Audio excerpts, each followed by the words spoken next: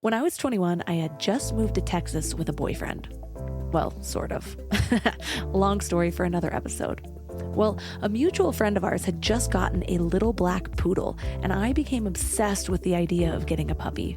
But my boyfriend said no, so I did what anyone who truly values the relationship would do. I got one anyways. Best decision of my life. That boyfriend did not last for many reasons, but that dog became one of the most significant relationships of my life. Looking back, he saved me. He gave me something to love when I couldn't love myself. He showed me what unconditional love felt like when I was so used to judgment and criticism. He got me outside when my depression was debilitating. He was a constant companion when I was accustomed to loneliness. There were even times when I chose to actually keep my food down because he was watching. He really was my ride or die, always down for the plan, no matter how bad it was.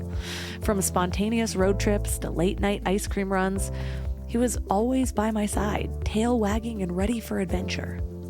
He was my soulmate for 15 years, and when he finally died 2 years ago, I felt like he had passed the baton in a way. Almost as though he waited until I had my first baby and a whole family before he left this realm. I still get emotional when I recount our life together. But the funny thing is, no relationship I've ever had has ever made me feel the way ours did. And I'm not saying better. As much as my husband and my children love me, there's something different with dogs. It's like they tap into a whole different dimension of love.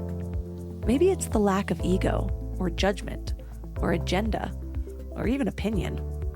Dogs don't care about your flaws or your past mistakes. They don't hold grudges or criticize your choices. They simply love you for who you are, in the purest, most genuine way possible. Maybe it's that no one listens quite as well. A dog's presence is just so grounding, so unwavering. They don't interrupt. They don't offer unsolicited advice. They just listen, creating a space where you feel heard and understood. Well, whatever it is, there's something truly special about the human-dog relationship. Even apart from how they make you feel about yourself, dogs have a lot to teach us about navigating life with presence and flow, too. They remind us to enjoy the simple pleasures, a walk in the park, a game of fetch, a quiet moment of cuddling. They teach us the value of being present, of living in the moment without worrying about the future or dwelling on the past. They show us how to forgive quickly and love deeply, how to find joy in the everyday, how to be resilient in the face of adversity. In many ways, dogs embody the very best qualities that we aspire to have. Their love is a light, guiding us through our darkest times and celebrating with us in our happiest moments. My dog might have been a part of my life for only 15 years, but his impact will last a lifetime. So today we're unfolding a few more life lessons learned from love, loss, and dogs. And I love this type of episode because it's just so conversational, raw, and real. Our convo is definitely not limited to just dogs, but that'll open the gateway for some other pretty deep stuff. So get excited. Our guest is Brianna Madia. She has lived a life of relentless intention, traveling the deserts of the American West in an old Ford van. She made a name for herself on social media with all of her inspiring captions cum essays about bravery, identity, nature, subverting expectations, and of course, her 4 dogs. So 3 key things we will learn are how feeling too much impacts lives and relationships, and how you can embrace your full self without apology. How Brianna's dogs led her to make radical life choices, and what she's learned from her aging dogs about slowing down and living in the moment. And how to navigate relationships with imperfect parents, and how it shapes us.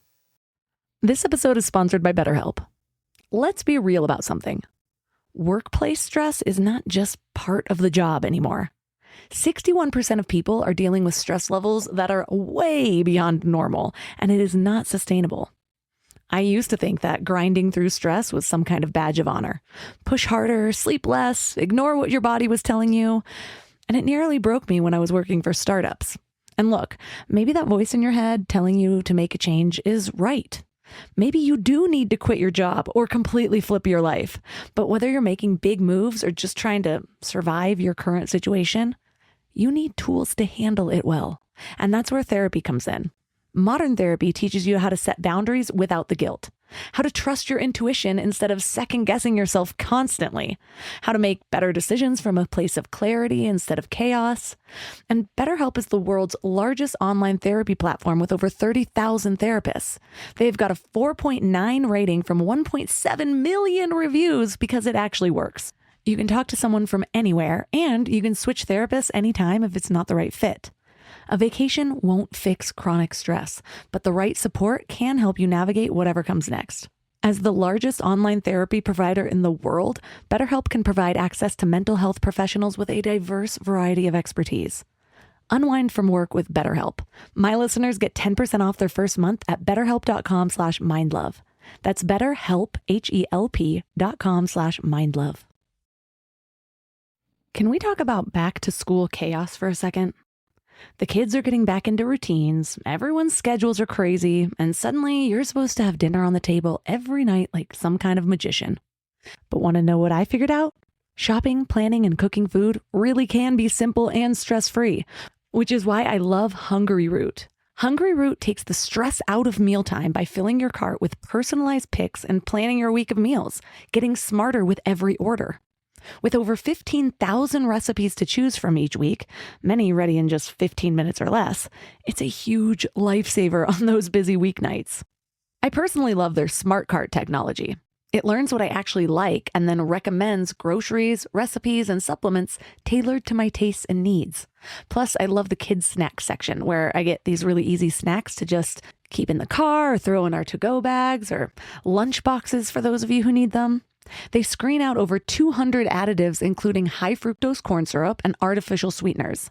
They only source high quality meat and seafood with no hormones or antibiotics, and they carry trusted brands like Oatly and Vital Farms.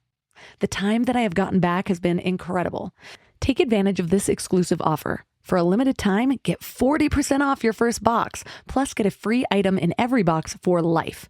Go to hungryroot.com/mindlove and use code MINDLOVE. That's hungryroot.com/mindlove, code MINDLOVE to get 40% off your first box and a free item of your choice for life.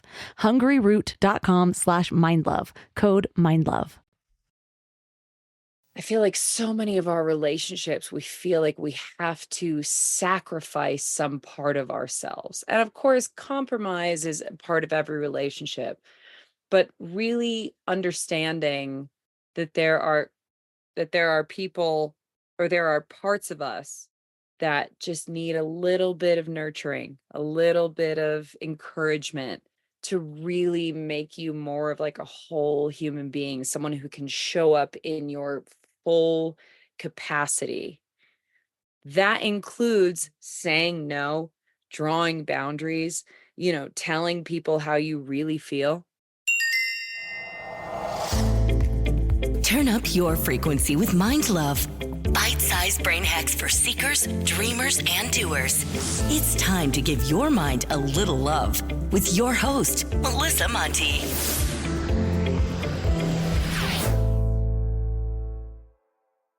So I love this topic because I had a very transformative relationship with my dog that lived for 15 years. I'm still not over his loss, deciding when to get another dog. It's difficult with a 3-year-old and a 1-year-old, but I just got a cat to kind of make up for that void. Yes. And I gotta say, it's not the same. It's making me want a dog too. I do like this cat, but it's not the same. And so how has your relationships with your dogs influenced personal growth and life decisions? I just love the angle of this book. So honestly, it's like every single thing that is good about my life has come from following my dog's lead. And it sounds sort of maybe like hyperbole, but I've actually looked back and put it into like a timeline of I was living in Connecticut post college, couldn't afford any one single thing. And yet the first thing I always said I was going to do when I graduated from college was adopt a dog. And so I adopted Bucket, who I still have. I got her when I was 21. She's 13 and a half. And I couldn't afford any sort of dog-friendly apartment. And so I ended up living on my ex-husband's family's sailboat, which sounds very glamorous. It was not. There was no air conditioning, there was no running water. It was hot as all hell. But I did that for her. And I had never lived in anything other than a house. And I had never had to really like work for my day-to-day survival. And I did that for her. And it gave me this passion for life and for figuring things out. And I moved out to Utah because I wanted her to be free and run around and be a dog. And when I moved out there, I adopted my second dog, Dagwood, who's now 12 and a half. And he would chew up my whole apartment. I lived in a studio apartment. He would, I mean, shred the shutters like sawdust all over the couch, go through the trash, destroy everything. And I was like, I love this dog so much, but he is not suited to live in a house, frankly. So I started going out into the desert every weekend as often as I could and finding all of these places where they could just, there was nobody else. We didn't go to national parks. We found dirt roads, we found back roads, and that's where my dogs could just be dogs. And through that, I found this incredible sense of freedom, of sort of being in tune with what is important to dogs, which is the simplest things. A window down, a nice day, a puddle in the middle of the desert. Like, it is just the perspective that I have received from just following my dog's lead in my life is immense. I mean, it's really the only guiding light I think I've had in the last 7 or 8 years since I quit my job. I was just like, I'm just going to follow my dogs. And yeah, I cannot say it has served me wrong. I look back to my 20s during a period that I had pretty deep depression. And the only reason I went outside was to potty my dog. And so when I look across the span of our life together, man, I was making horrible decisions. And then I would come home and I would have something to care for. And then I was judging myself. And then I'd look at him and he was just unconditional love. I don't know what would have happened to me if I did not have a dog during that time. Oh yeah. I mean, I remember my friend who right after I got divorced, I moved into my friend's house and I had Bucket and Dagwood, which were my first two dogs, but I had just adopted this third dog and she was probably about a year old. Bucket and Dagwood, they laid with me for, I don't know, 9 hours a day in bed. All I would do was sleep and wake up and drink a glass of water and cry and go back to sleep. And I remember one morning after about a few days of living there, Birdie, my youngest, was sort of like, and I was like, you know what? This isn't fair to not give her the life that my other two have had.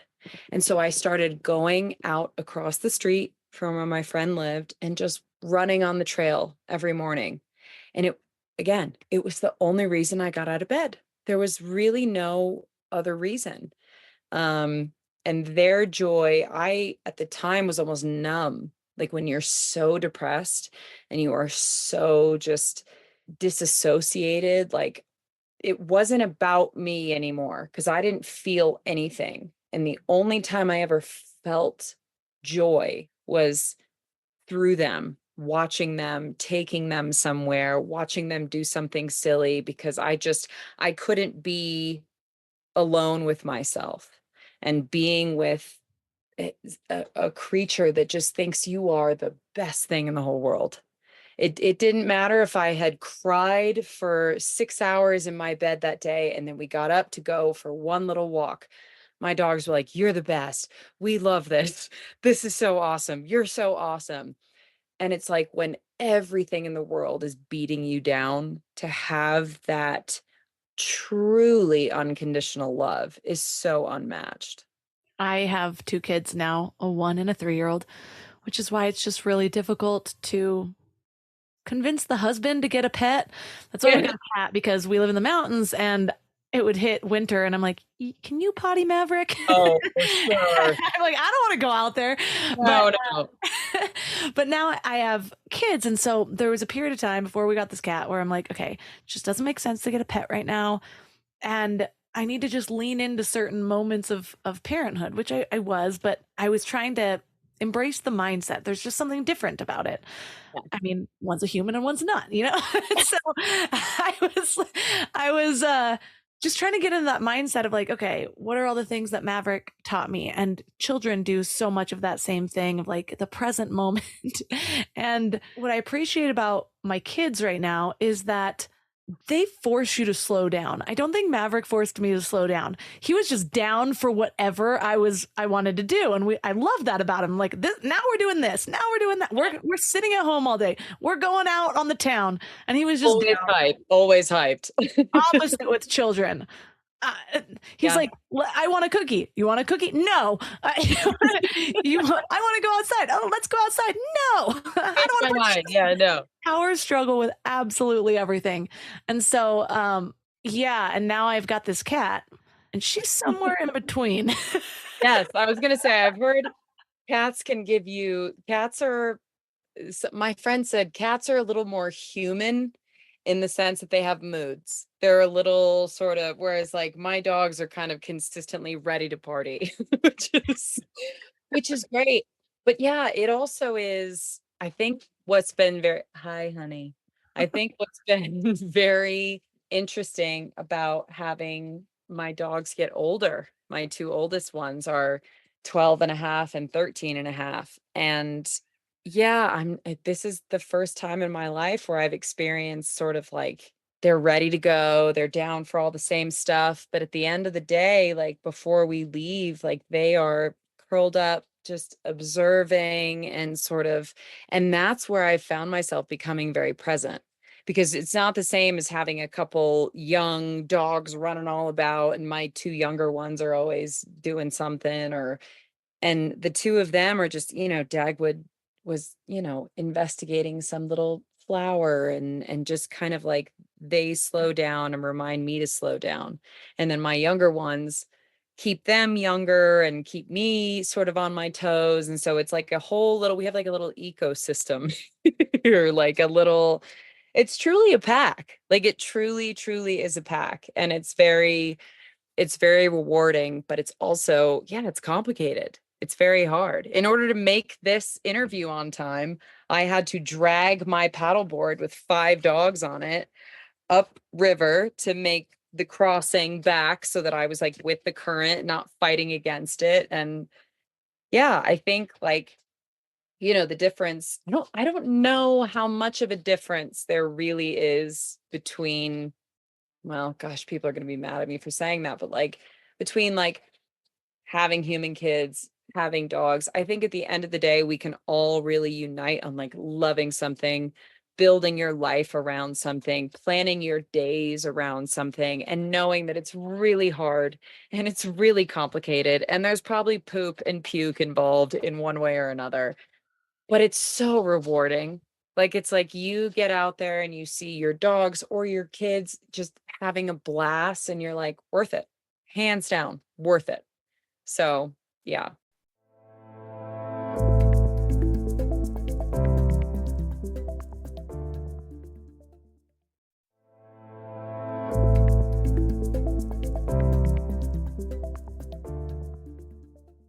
As someone with 2 kids now, everyone told me, no, you're going to have kids and you're going to see how offensive it is when somebody says it's the same.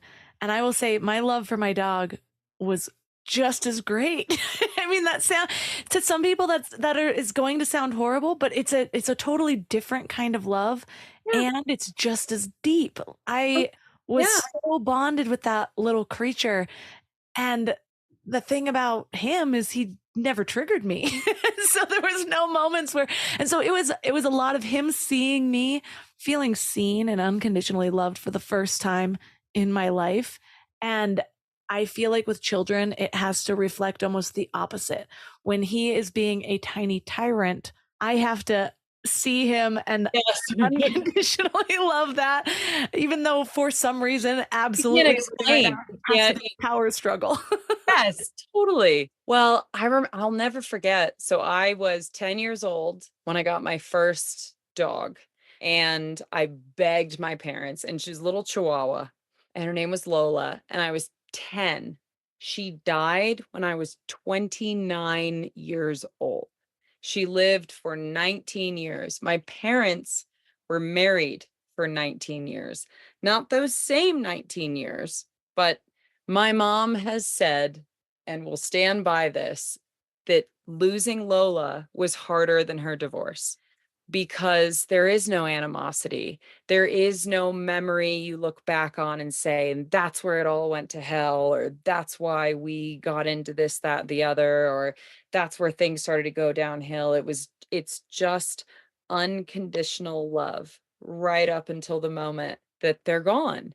And it is, I completely understood that. Like it's a different kind of love. And I've been married. I have a fiance now, and I still am like, my dogs are the love of my life. Like they are. And like, I mean, they are. They're just, as somebody who has really struggled with the abandonment from humans from the time that I was a teenager, the thing that I have clung to, the thing that has made me the most comforted, the thing that has kept me alive in the darkest times of my life are my dogs. So how could I not say that that is like where my heart lies? That is what keeps me here. That's what gets me out of bed. I mean, it's everything. I think it's, and again, it's that unconditional nature of it, like I love people. There's lots of people in my life that I love, but people have lots of opinions. People like when say, for example, somebody comes to visit me down in the desert, my idea of a great day might not be the same as like a lot of people's, but my dogs are like, hell yeah, dirt road, a puddle, something. It's so simple. It's so easy to make them happy. And I think that when, as human beings, we're just so constantly feeling like we're not enough and we're not doing enough and we're not saying enough and we're not being enough, to have all of these little creatures who are just like, oh, you got out of bed. You're the best person in the whole world. Like, I wish I could prescribe that to every person because it's unmatched. It's hard to describe. I I get some slack saying it was harder losing my dog than it was losing my dad. But I never lived with my dad. And so there were parts of it that were more difficult because parts of losing my dad because it's a human, and as I grow, there's so many things that I'm like, oh, I wish you could have met my children. I wish you could have seen me do this. And I wonder how the version of me now would understand my father, because now the more I learn about myself, the more I see this kinship in us that I just couldn't see because I lost him at 19. But Maverick was so integrated into every single moment of my life. I brought him everywhere. He was there through all the memories. So it was less of the wondering and like, how is my life even going to unfold without him? And I feel like it's funny because I resisted the idea of somebody giving me away at my wedding. I didn't have that happen at my wedding. And I totally see how Maverick brought me right up to having children. I don't know if I could have handled losing him before I had my child. And he died about when I'm going to cry already, when my son was.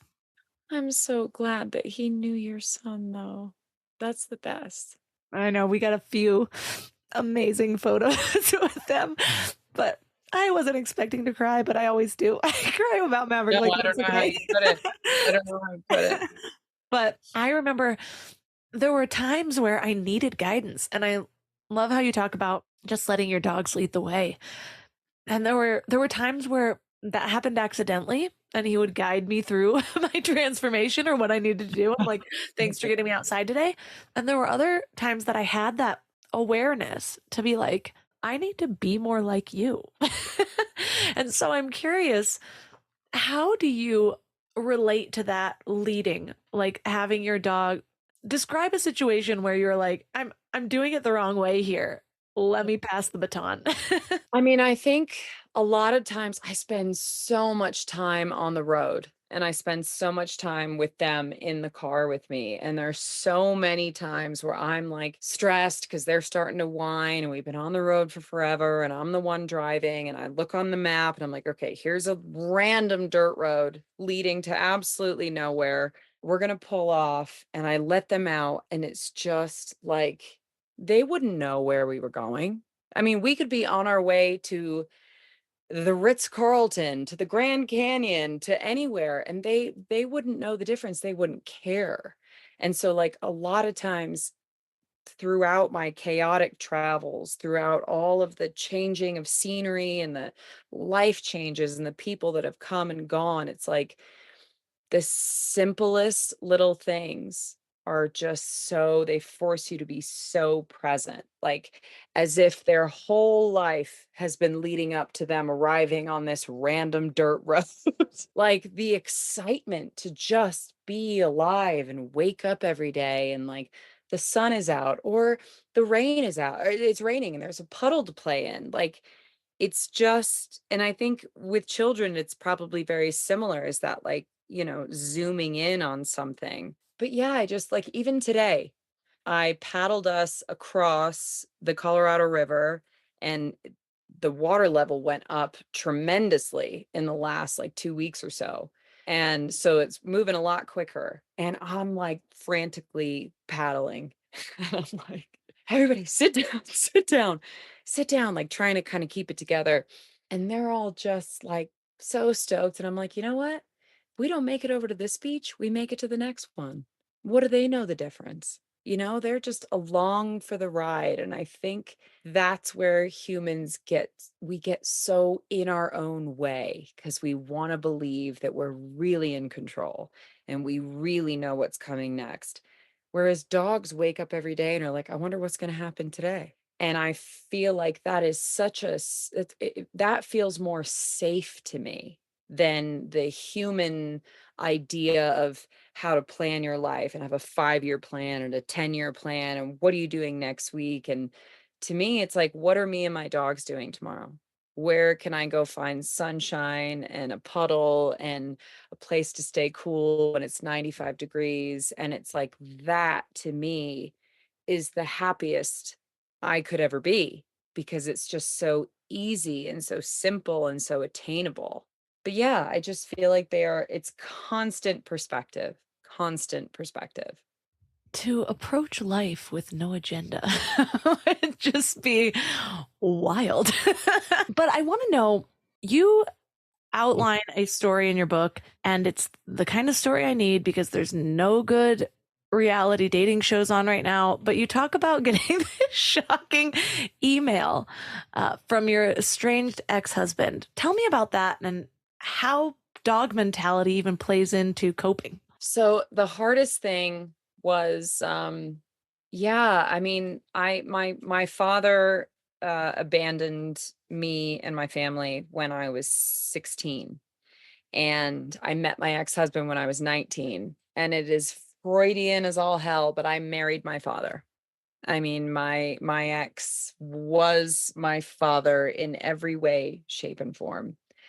And I think feeling that betrayal and abandonment and like the rug ripped out sort of feeling was, I mean, it's the most painful thing I've ever experienced. And like, I would be lying if I said that it didn't.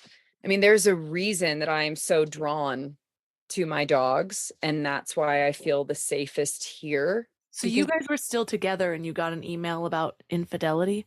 What details did you have? So we had just separated, and I got an email from someone who had followed me on Instagram, and said, "Hey, I saw your husband on a dating website." And I thought, there's no way. We'd been together for 11 years and I was gone for about 5 weeks. And I thought we were just separated. And I think in my mind, like nothing was really real at that point. I was like living moment to moment. because I just thought, I mean, we met when I was 19. We separated when I was 30, like a third of my life. And I just felt so lost and confused. And then when I found out that he had just moved on, so, and like to this day, the first woman he met on that dating site, he's married to and has a child with. And so to feel like somebody has just sort of like moved on and forgotten and whatever, and it's like, I understand that humans are really good at compartmentalizing. And I know I wasn't married to a sociopath. So I know that there are feelings and pain and hurt.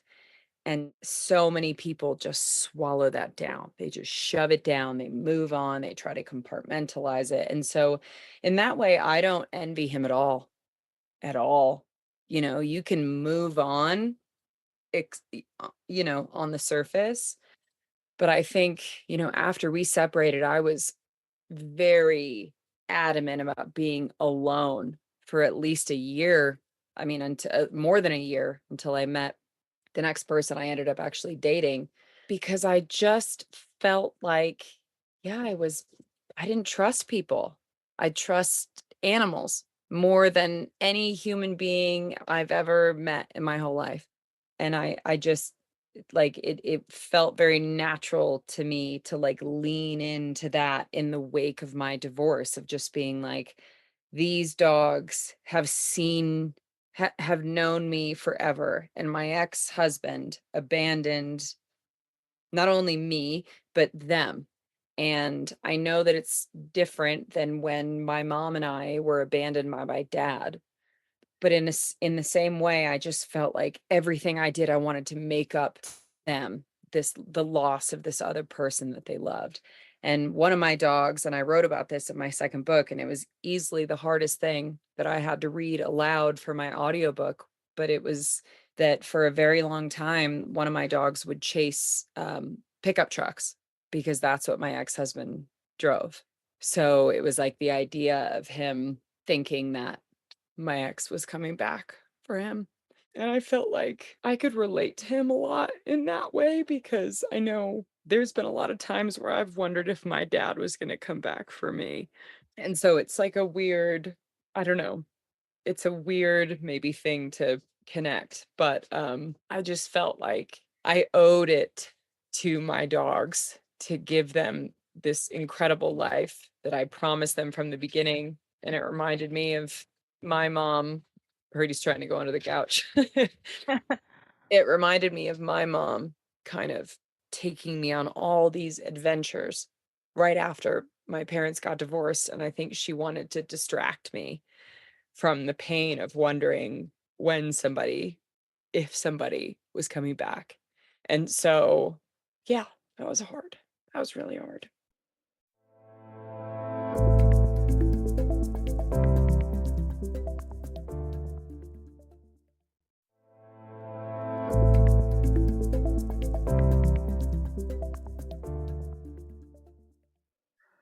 I just had so many feelings of like, what would, I'm so glad I'm not in a situation where I feel like I'm anywhere close to divorce. It would be so difficult to, it makes my heart go out to my mother who had to deal with that. And I sometimes wonder, I wonder what's harder.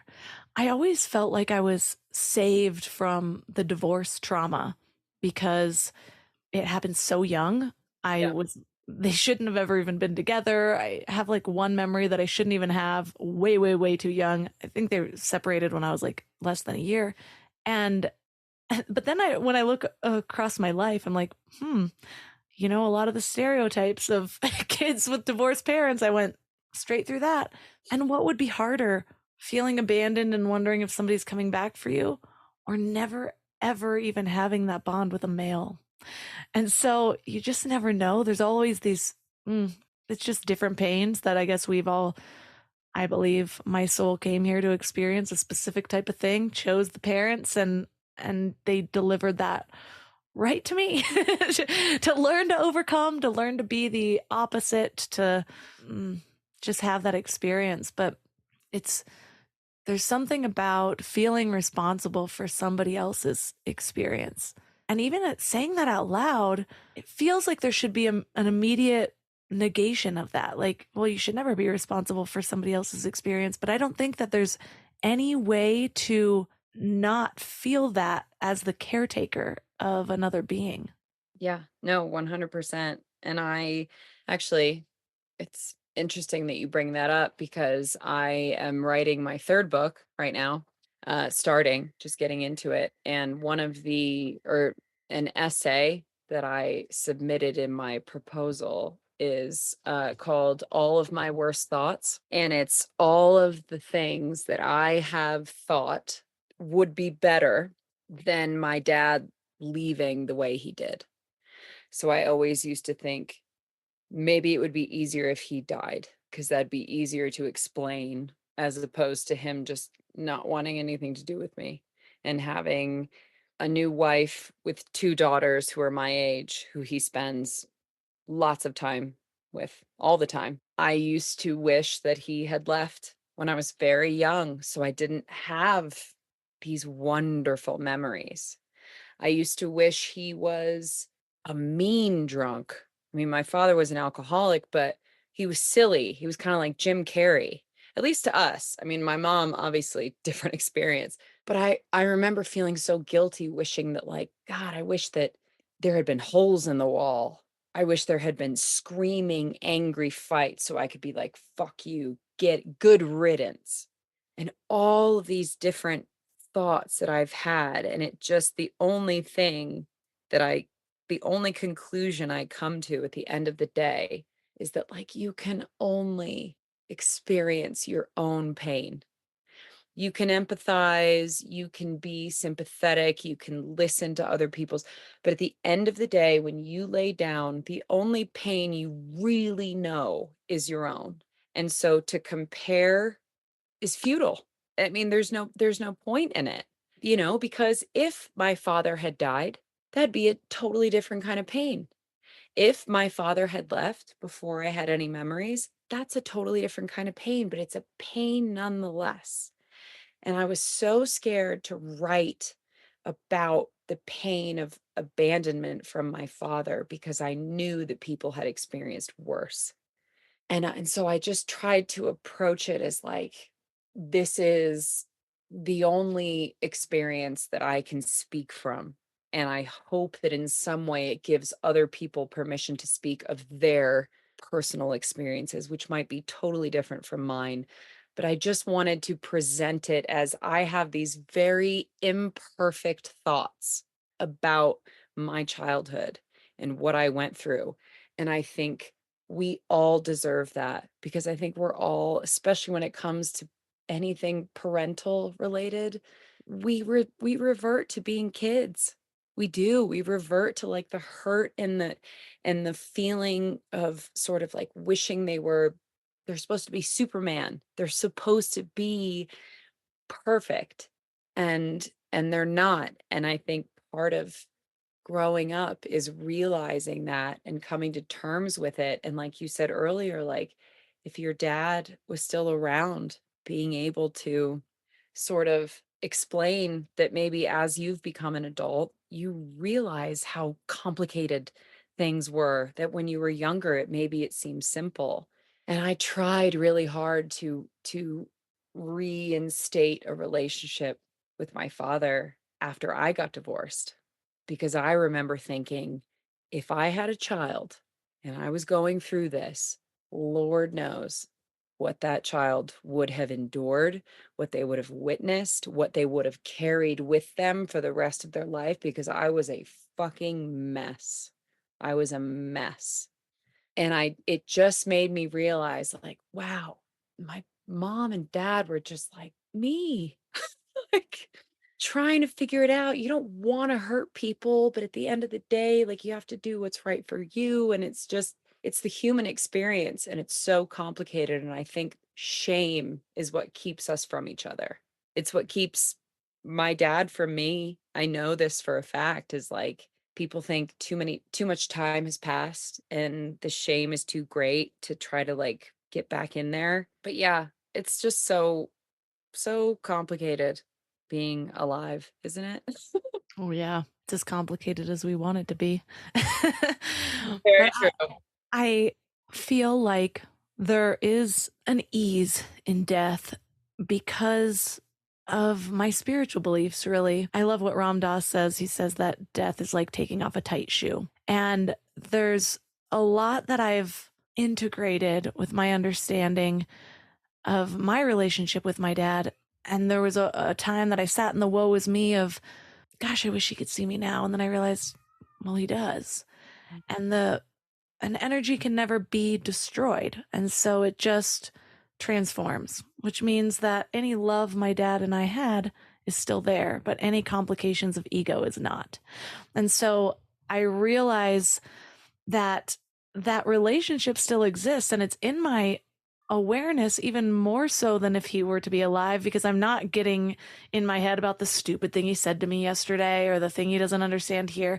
The differences are never at the forefront with him being gone. It's only the similarities. And yes, there's a longing of a specific type of conversation, because I really do believe that my dad and I would be really close right now, which we never really had growing up because we never lived together and he never had custody.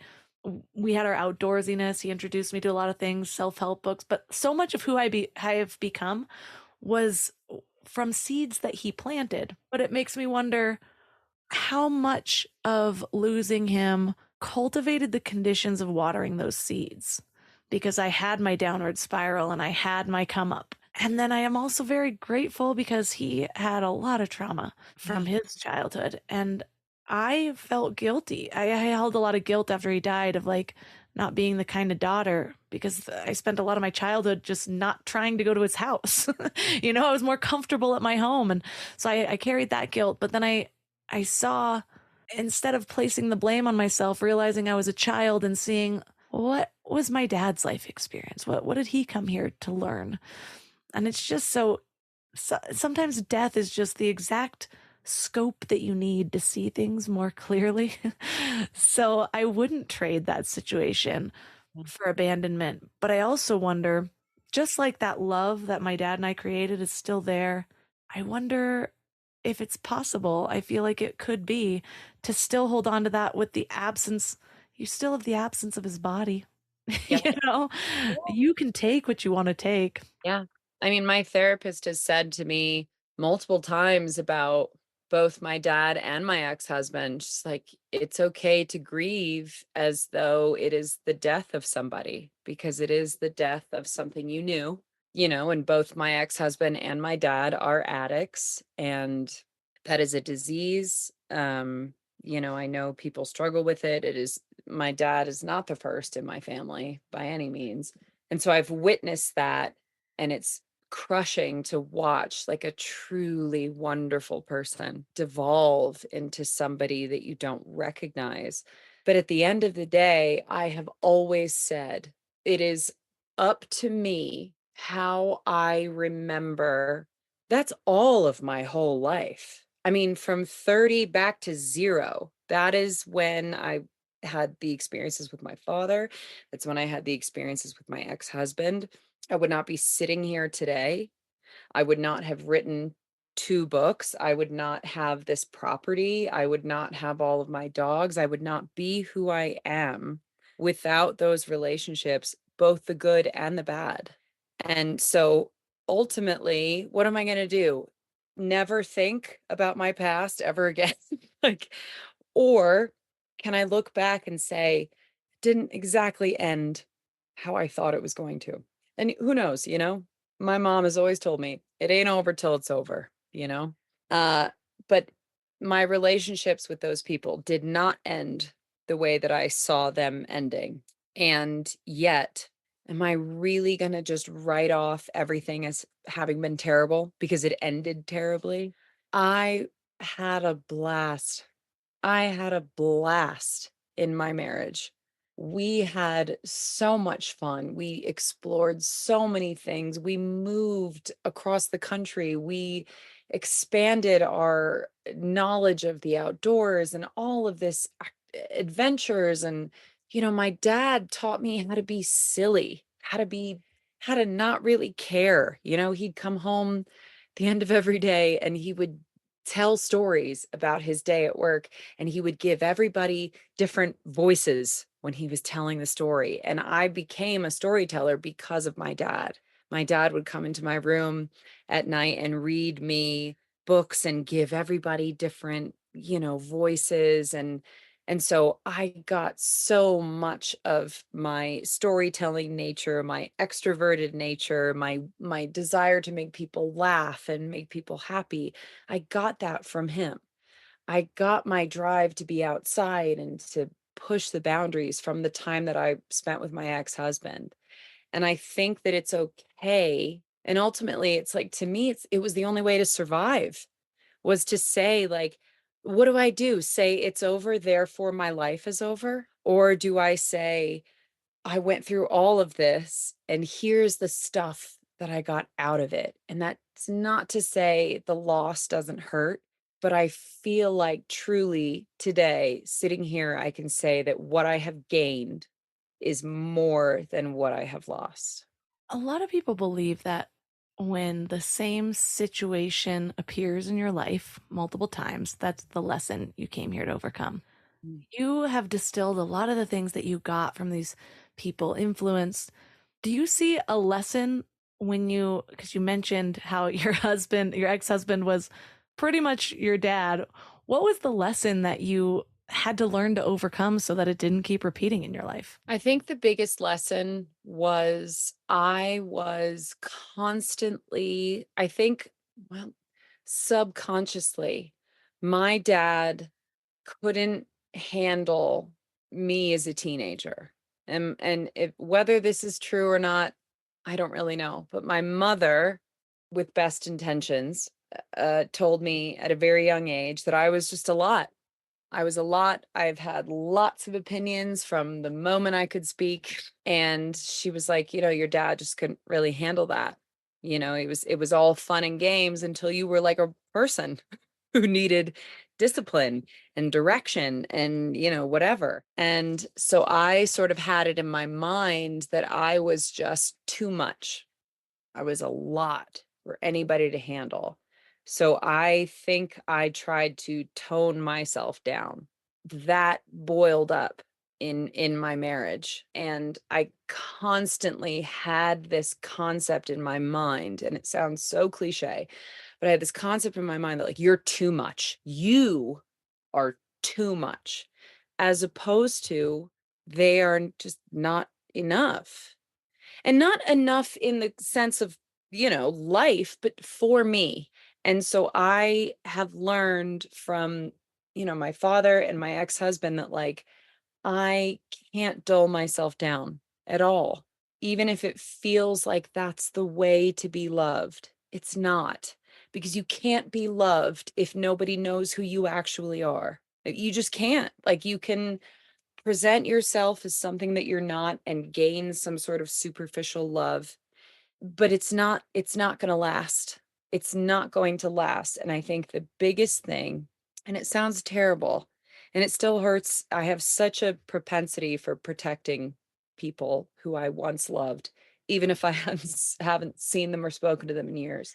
But I think at the end of the day, I don't respect my father, and I don't respect my ex-husband, and I don't know that I ever did.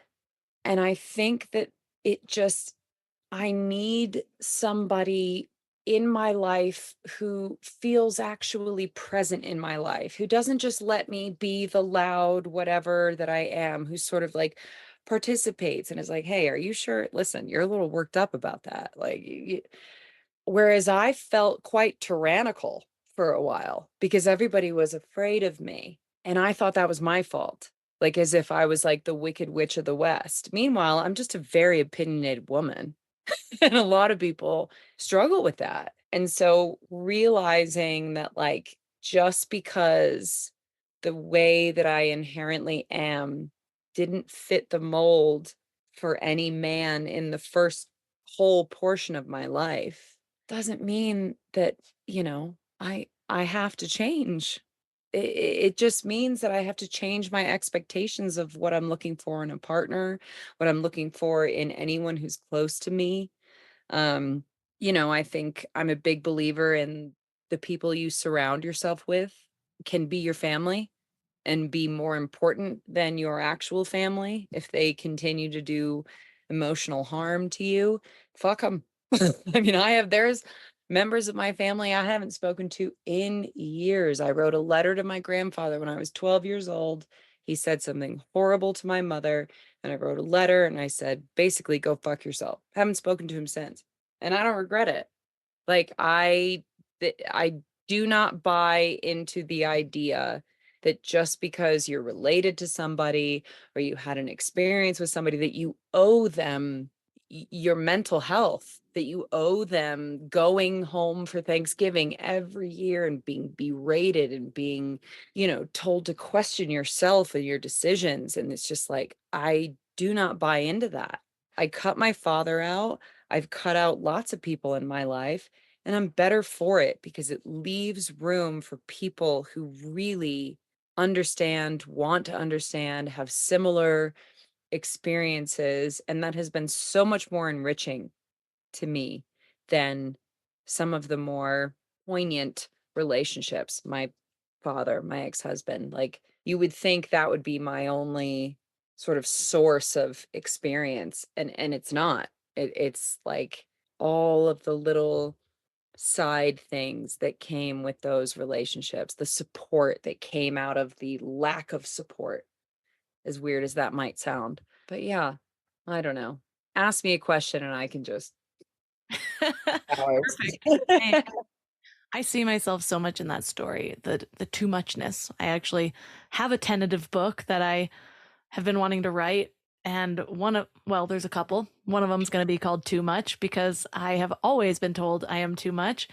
I'll read it. And I wonder too, it's when we look at ourselves relationally, like what does too much even mean? Somebody doesn't have the capacity to hold the space for my energy.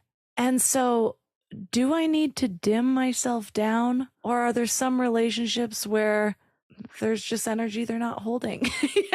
Like my energy will be there anyway. You can put this much in your hand. The rest will fill the rest of the room. How do we show up in that space, I guess? But I'm constantly vacillating between this idea of what does it look like to be in my power, regardless of what the other person can hold? And can I keep my peace without feeling embraced by them because they just can't?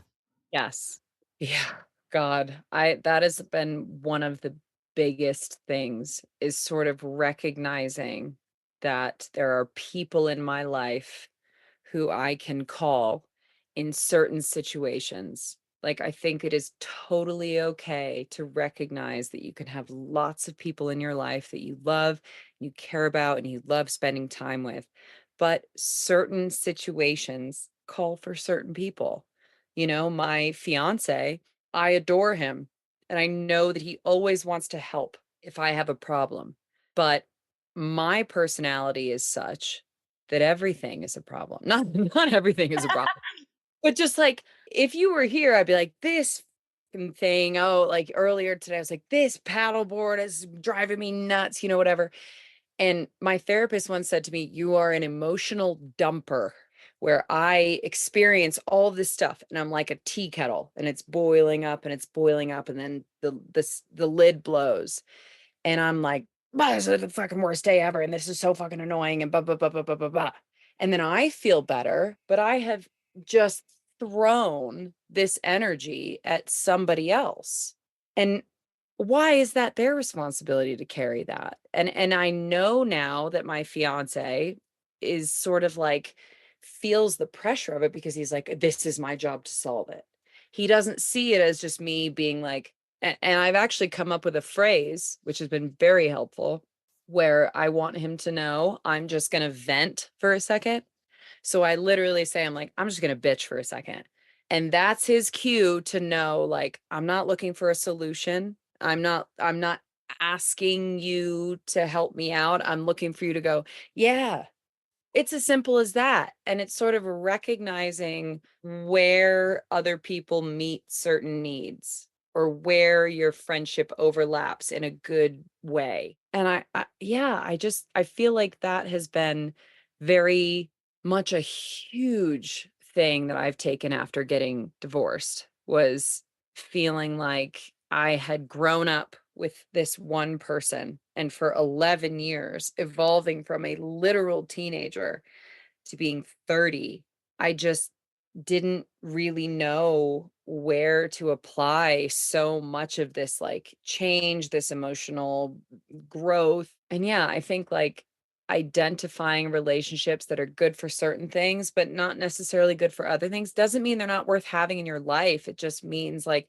knowing how to connect with certain people, and how they can connect with you. And I think that that's like a beautiful thing about like getting older and really cultivating true relationships, friendships, whatever it is like recognizing the strengths and weaknesses and not punishing that other person for that, but just sort of like leaning into the places where you know they're going to be great at it.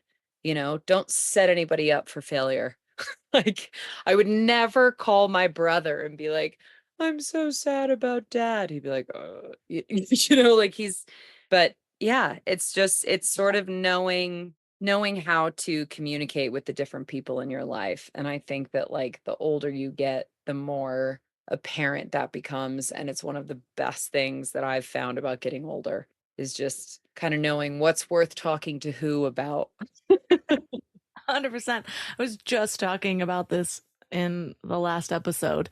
It's a freeing realization, but not even just for me, for them. Because just like I've been called too much, putting unrealistic expectations, expecting them to be more in some way, is projecting, without ever saying it, projecting this energy that they are not enough. When really, maybe they're just deciding what they want to hold space for. Maybe they have the perfect capacity to be exactly what you need, but they've chosen they don't want to be that, which is perfectly honorable. Exactly. Yeah. No, and I have such a respect for people who are honest. Like I encourage my friends all the time. Like I had a friend up here who was staying with me for like a week, and she was like, "Yeah, I'm thinking about maybe like going and camping by myself and taking a night." And I was like, "Go right now. Go. Get in the car, go." She's like, "Are you sure?" I was like, "Get in the car and go."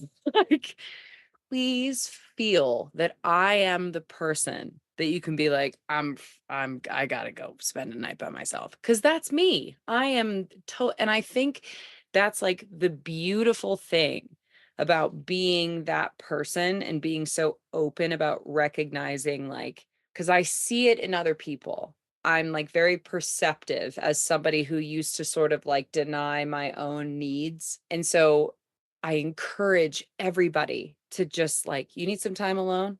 Like, do you want to, are you tired? Do you want to head? And it sounds maybe like overbearing, but like like truly, I feel like I have like pushed people to in my life who I love and care about to really advocate for themselves and to feel like when you are around me, you can tell me what you need, what you don't need, what you don't want, what's benefiting you. If you want to go pitch a tent halfway down my driveway and not talk the rest of the night, like, by all means. Like, I feel like I want people to feel like they can fully be themselves, because I feel like so many of our relationships, we feel like we have to sacrifice some part of ourselves. And of course, compromise is a part of every relationship, but really understanding that there are people, or there are parts of us that just need a little bit of nurturing, a little bit of encouragement to really make you more of like a whole human being, someone who can show up in your full capacity. That includes saying no, drawing boundaries, telling people how you really feel. And it's difficult at first. And so I just try to be that person who sort of almost like jumps the gun and is just like, you should go. Go have a good night, a night by yourself. Go for it, because I know how helpful just a little bit of space is for me.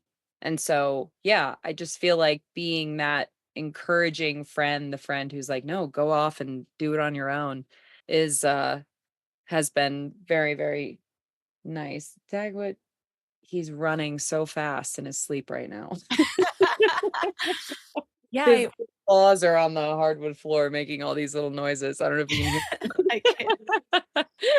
It's funny though, because I I I can see the evolution of life, and I don't know if there's any way to escape it. It's like we accidentally give up too much of ourselves, and then we figure out how to find ourselves, and then it's like a line in the sand. Nope, these are my boundaries. This is what I am okay with being around.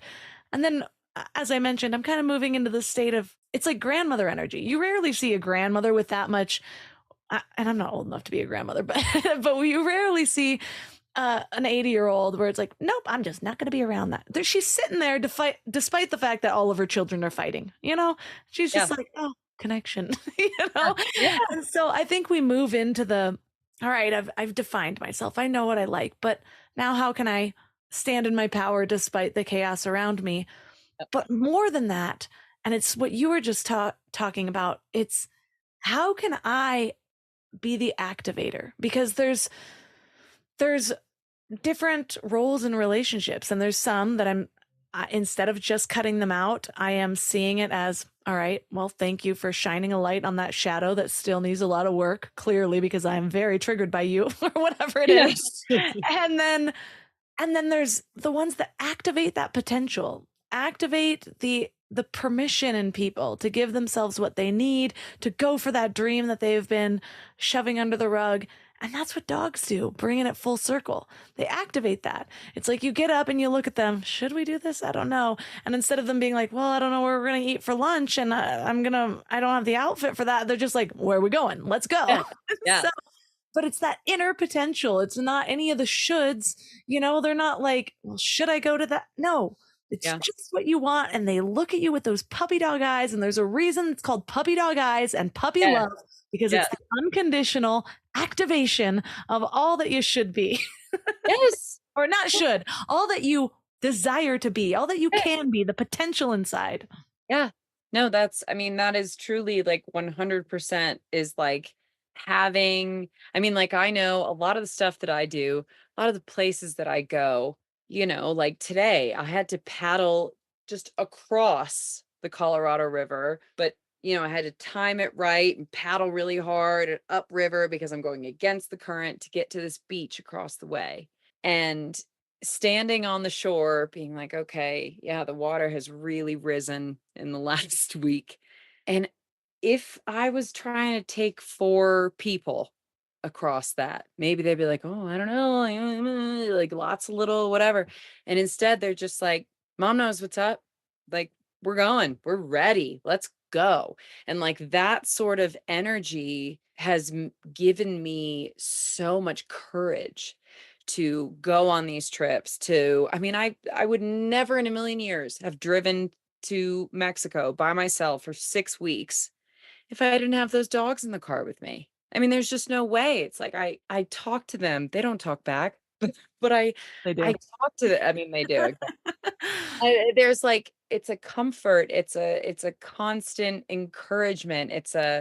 Oh my God, I'm driving down this like dirt road and ooh, I don't know where this is going. And I look over and their heads are out the window, like we could be going anywhere. Who cares? We're having a good time, and we could turn around at any point.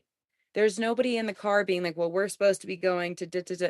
They don't know. We could be going to this puddle in the middle of nowhere and they'd be like, we're here. We made it, and there is just something so comforting about having somebody who is just always up for your level of adventure, whether that is getting out of bed and walking outside or taking a raft down the river. Like everything to them is good enough. And I feel like that is what so many of us are missing in our day to day is somebody or something telling us that like, you're good enough. You're great. You're perfect the way you are.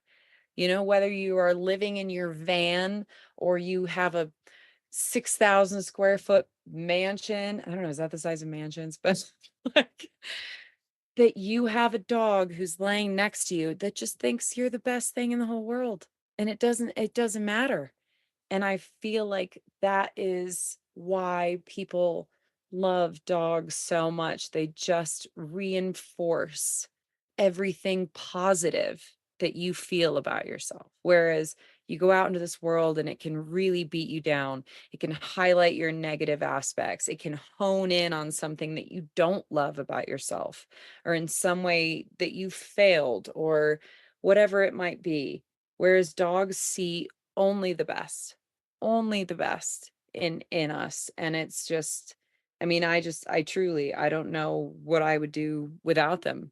Like whenever I'm away from them, I feel positively aimless. I'm like, what am I don't, who am I supposed to feed? Like, what I don't understand. You just go give a child a bowl of Yes, water. exactly. I'm like, yeah, just like leave a bowl out for the mouse who Well, lives outside my trailer. I've seen his little poops everywhere. I mentioned about this cat, right? We're a work in progress.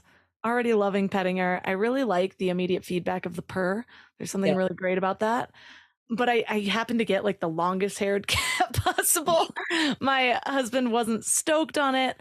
And I sat him down though. And this is what I think about animals. For anybody that's like, well, I don't know. I just don't have the time. I don't have here are all the downsides. The fact that we get to live with another species in our house.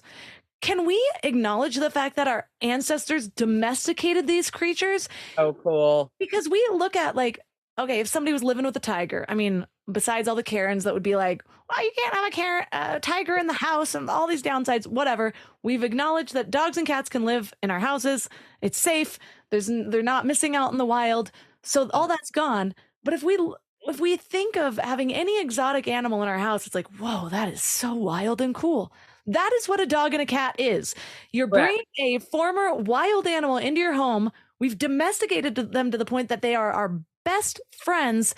And this cat can just like leap onto a windowsill that's 1 inch wide and just perch there just fine with no running head start. It's magnificent. These dogs just cuddle us when they could tear us to shreds in most cases. I think about that all the time. I just think we need to focus on the grandeur of this experience that is endowed to us instead of the fact that we got to potty them outside.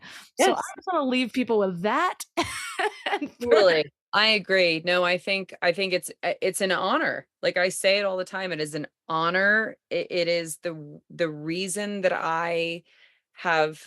It is the reason that I am sitting here right now on 9 acres in the middle of nowhere, talking to you from my trailer, having written 2 books, living up here with five.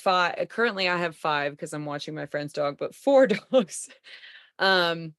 Is because I have just sort of leaned into these are kind of wild animals. And I can embrace that little feral side of them. Like we know when we have to go fit into society, but there is nobody who makes me feel more like I can strip this dress off and go run naked into the wilds than these dogs. And it's because they are this beautiful reminder of like, you can be domesticated and love the finer things in life, but you can also maintain this sense of wild and adventure and like your intrinsic nature of being out here in the wild. And yeah, it's just it's so humbling, and it's such an honor. And I think about it constantly when I am sleeping in a tiny ball in a bed with 4 dogs, and I'm always like, listen, if I kick one of them in the night, they could all just kill me. Easy, but they won't, because we're a pack, and yeah, it's such an honor to live with these animals that see you as equal. Because to me, I'm like, that's the biggest thing, for them to see me as like something that's running alongside of them out in the middle of nowhere. That is the coolest thing in the world, because I want to feel more like them than I want them to feel like me. So yeah. Well, from one feral creature to another, where is the best place for listeners to find you and your books? So you can follow me on Instagram. It's just my name, Brianna Madia. Look for lots of dogs and orange and desert and stuff. And then all my book information is on my website, which is briannamadia.com. And also both of my books are available wherever books are sold. So Amazon, Barnes and Noble, all that stuff. All of the links for this episode will be at mindlove.com/356. This week, I want to give you guys a challenge that's not necessarily related to this episode. I want to encourage you to give yourself permission to feel whatever it is that you're feeling. Whether you're going through something in this moment, whether there's something that you've been holding on to from childhood, whatever it is that needs space, just move into it. Go right through it and see what it has for you.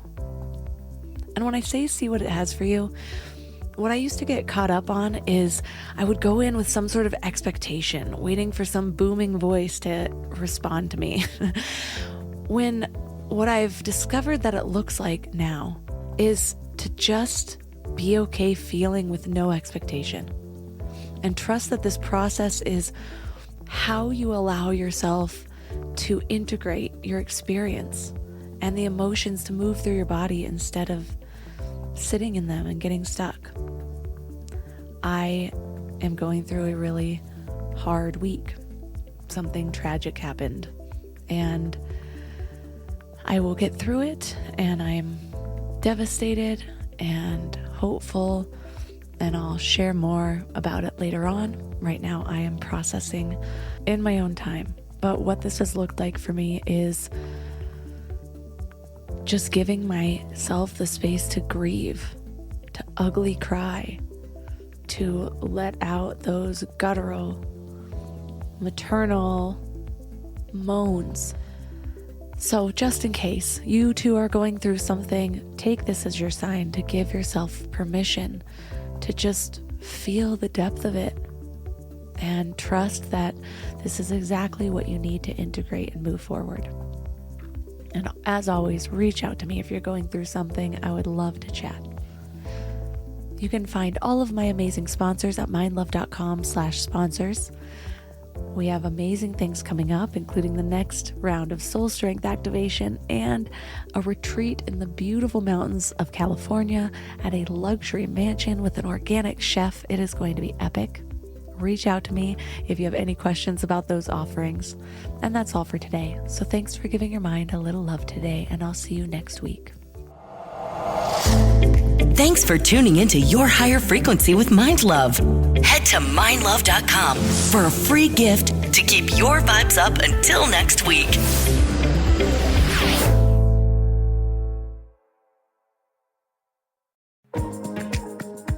Hi, welcome to IKEA. Can you turn back time? I'm sending my baby to college. We don't do time travel, but we can make sure you find affordable, stylish options they'll love. Aww. Also visit our website to see how verified college students with an IKEA family account can receive a one-time use 15% off coupon. Double Offer in September 30th, 2025. Valid ID required. Discount apply proportionally across items purchased as shown on receipt. See IKEA-USA.com/ready for college for complete terms.